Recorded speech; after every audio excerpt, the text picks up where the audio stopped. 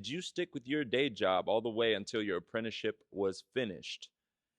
Yes, 100%. And actually, I kept my day job well after my apprenticeship was finished. So the way I went about it was I tried to get an apprenticeship here in Sacramento, where I'm born and raised.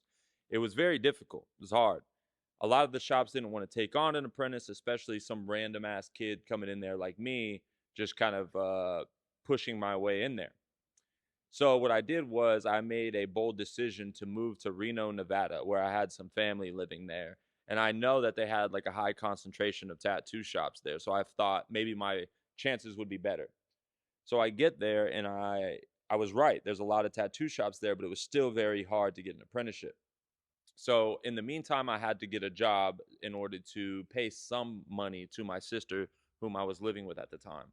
So I got a job at Michael's Arts and Crafts, and it was a great job. The only thing is I was a stock boy. So I was working from 2:30 a.m. to 10:30 a.m. Eventually, I got a apprenticeship at a shop in Reno, and that apprenticeship was from 11:30 a.m. to 9:30 p.m. And I also didn't have a car, so I was taking the bus. So you could imagine what kind of time I had working at Michael's from 2:30 a.m. to 10:30 a.m. and then going straight to the shop to work another 9, 10 hours and then having to take the bus home. This was at a time in my life where I knew I wanted to tattoo, but I needed to do it the right way. I fucking grinded so hard and I had sleepless nights because there was no time to sleep. I was running on coffee like crazy because it was the only way I can keep my eyes open throughout the day. I was trying to soak up as much game as I could at my apprenticeship, but a lot of it was just cleaning and learning how to work in a shop and then just being around artists in general. And then Michael's just kept me barely afloat, even though it was tough work for the pay because at this time, minimum wage was I think 8.25 an hour, $8.25 an hour.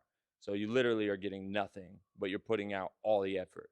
But I had a vision. I knew what direction I wanted to go with my life, and this is the way to do it.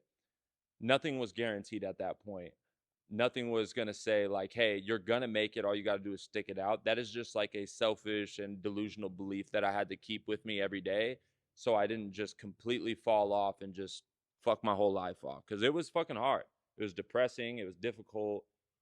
And so I finished my apprenticeship and I ended up moving to back to Sacramento where I'm from, and I didn't have a job at a shop after that. I didn't want to stay in Reno, so I moved back. So I started doing little tattoos out of my house, but in the meantime, I had to keep the money flowing. So I stayed at Michael's Arts and Crafts